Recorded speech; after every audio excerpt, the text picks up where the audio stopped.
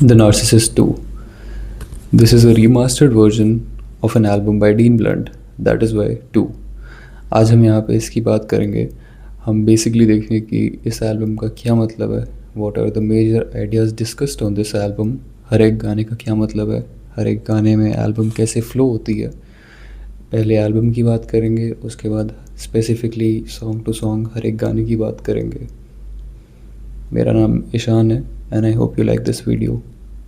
इस एल्बम में एक रिलेशनशिप दिखाया जाता है and it's not like you're a part of the relationship, you're a third person witnessing a relationship and the relationship is एक narcissist और एक लड़की के बीच में।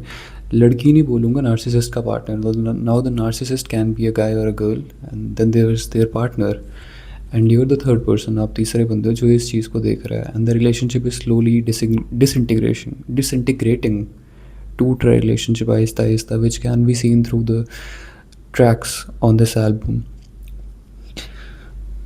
यस, प्रोडक्शन से लेके जो कि बीच में छोटे छोटे सैम्पल्स हैं, the way Dean is rapping on some of the songs, सारी चीज़ें एक तरह से इस एल्बम को काफ़ी क्लॉस्ट्रोफोबिक सा फील देती हैं। पहली बार आप सुनोगे, आप कुछ गानों के बाद एल्बम बंद कर दोगे। It's not suppose to be very happy और इस तरह की एल्बम जो आपको पहली बार सुनने से ही अच्छी लग जाए। यस, बीच में कुछ गाने हैं जो अच्छे हैं, लेकिन अगर आप पूरी एल्बम सुनोगे तो योर 90% चांस है कि आप बंद कर दोगे। And that is deliberately done, वो जानबूझ के किया है। दैट शोज़ द रियलिटी जो कि इस एल्बम में पोर्ट्रे की गई है। And this album is like, जैसे मैंने पहले आपको रिलेशनशिप वाली बात बताई थी ना, इस एल्बम को सुन के ऐसा लगता है कि कोई कपल है और उनकी लड़ाई हो रही है एंड उनके पास आपको खड़ा कर दिया है। एक कपल है, वो कमरे में लड़ रहे हैं and you're in that room but you can not leave. Now you're just awkwardly standing there witnessing and that is what this album makes you feel like. There are beautiful soul samples on this album. छोटे छोटे samples हैं जो काफ़ी सुनने में अच्छे लगते हैं और वो दिखाते हैं कि, और वो एक नार्सिसिस्ट का पॉइंट ऑफ व्यू दिखाते हैं। The soul samples are the narcissist's point of view, लेकिन वो वाले सोल सैम्पल्स जल्दी जल्दी कट हो जाते हैं। And there are also samples of a guy and a girl fighting, verbally fighting and physically fighting, और ये वाले सैम्पल सच्चाई दिखाते हैं। तो this album is a kind of loop between the fantasy world and the reality world. This album is like a tug of war between the beautiful lie and the ugly truth. I hope you understand मैं क्या बोल रहा हूँ। एक narcissist को काफ़ी अच्छी तरह इस एल्बम में एक्सप्लेन किया गया है।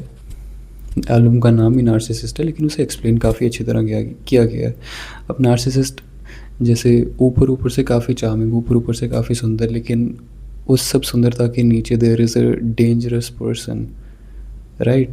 And that is something which is explained really well on this project through the songs. हर एक गाने के अंदर आहिस्ता आहिस्ता आहिस्ता आहिस्ता आपको पता चलता है।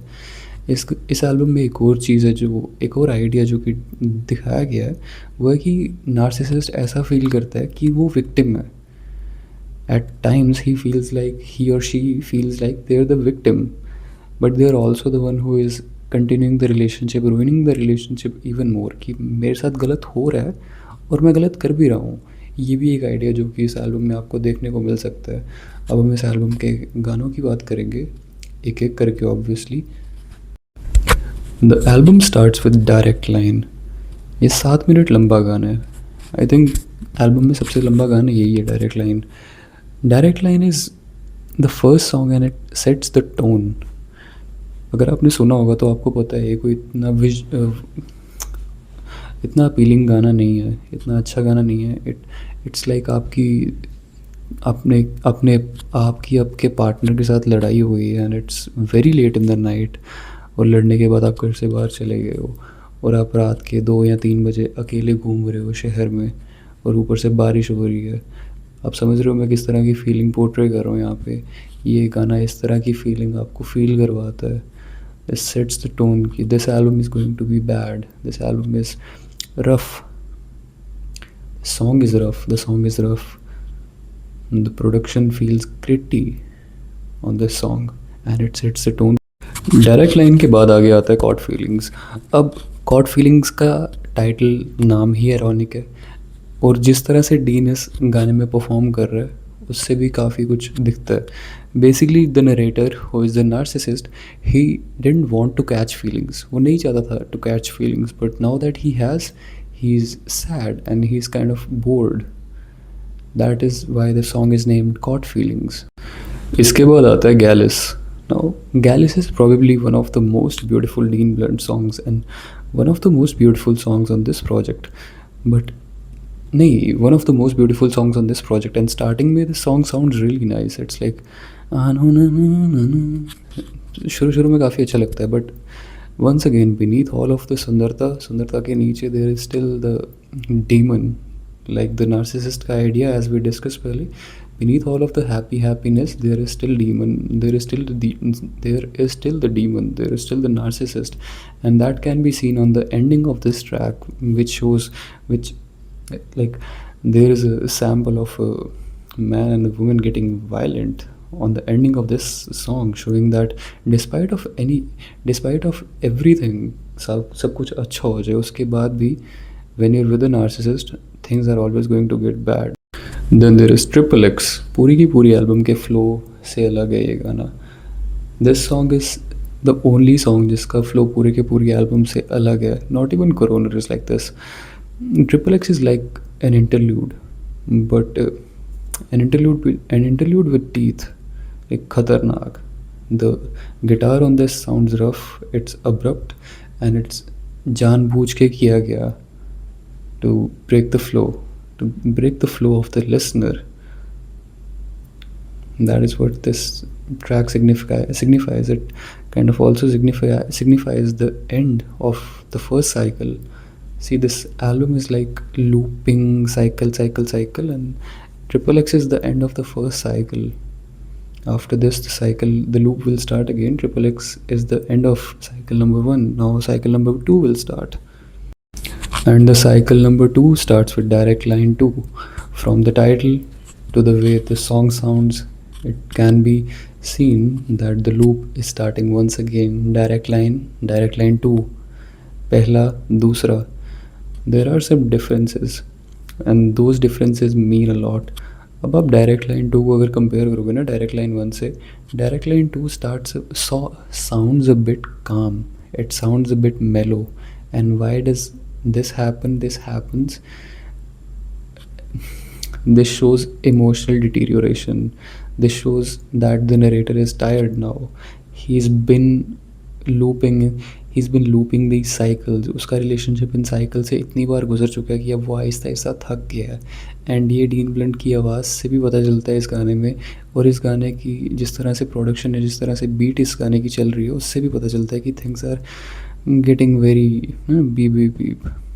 There is emotional deterioration shown in this song. This song is आधी लेंथ का compared to Direct Line 1, but it gives you the same effect.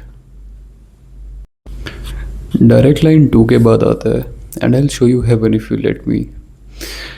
This is not the most manipulative track, but इस गाने के title से ही पता चल रहा है the manipulation can be seen through the title.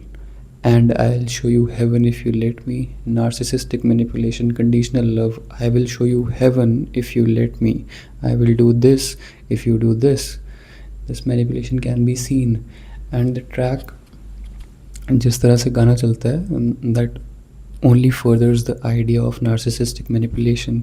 Starting में the song sounds really beautiful, काफ़ी सुंदर लगता है, लेकिन end में it just goes into this distorted sample. And what does this distorted sample signify? It shows that the heaven which is promised, it never exists. जो स्वर्ग promise किया गया था वो असली में है ही नहीं है. It just is an example of the narcissist's manipulation. And I'll show you heaven if you let me. Also, this was one of the first Dean Blunt songs जो मैंने सुना था. Just if you want to know. Are you as good as I remember? Just like And I'll show you heaven if you let me. Title से ही you get the idea of what the song is about. Are you as good as I remember signifies loving the idea rather than the person. Are you as good as I remember? The image of you that I had in my mind, are you as good as that, or are you worse than that? Right? I love the idea of you that I had in my mind more than the real you that is in front of me. that is signified, that is shown on this song. इसके बाद आता है the narcissist. Same title as the album, except the album's title is Narcissist 2 or the song का title is just Narcissist. Also this song features Inga. And in मेरे हिसाब से इस गाने पे आके पूरी की पूरी एल्बम की सेंस बनती है. जितने भी पजल्ड पीसेस होते हैं वो सारे के सारे पीस साथ में जुड़ जाते हैं इस गाने पे. This song is deeply heartbreaking, this song is very traumatic and I will explain why. See, इंगा इस गाने के अंदर she portrays the person who was in relationship with the narcissist.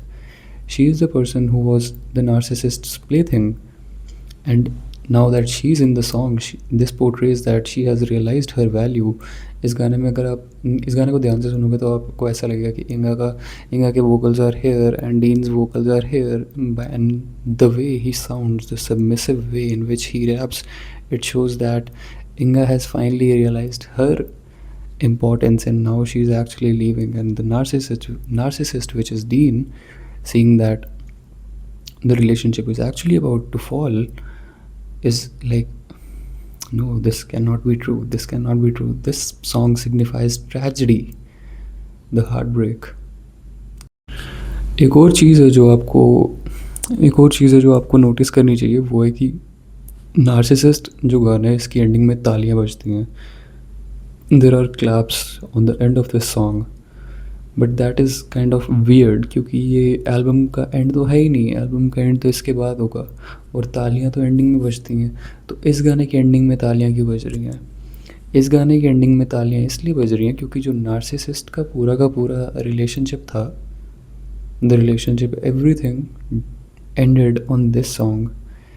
For the narcissist everything ended on this song. A bit hard to understand. अगले वाले गाने के बारे में जब बताऊंगा उस टाइम पे आपको अच्छी तरह समझ आएगा. लेकिन इस गाने में नार्सिसिस्ट के लिए सब कुछ ख़त्म हो गया. इसके बाद आता है the coroner. Somebody is dead at this point and what is dead is the relationship. उन दोनों के बीच में जो भी रिलेशनशिप था नार्सिसिस्ट का, that is dead. The song sounds emotionally dead. It's I think 1.5 minutes long and Dean is just rapping on this and Dean के flow से पता चलता है that he is emotionally dead at this point. There is no other feeling, and his rap just abruptly ends. The album just fades away. There are no claps on this one, and there are claps on the previous song because previous song was the end. This song is like the aftermath. This song is like, कैसे बताऊँ, बचपन में हम किसी अगर खिलौने से काफ़ी ज़्यादा खेलते थे, जब तक हम उसके साथ खेल रहे हैं तब तक हमें काफ़ी अच्छा लग रहा है.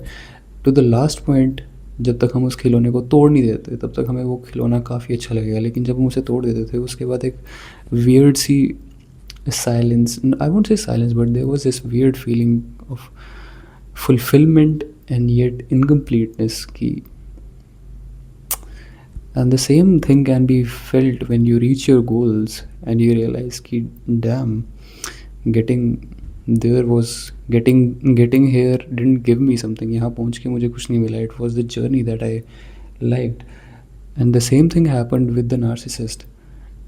जब उसका partner, which is portrayed by Inga, when the partner left along with everything that he had, the games, the torture that he was doing to the torture जो कि वो अपने partner को कर रहा था, everything went and now he's just a normal person with nothing to do.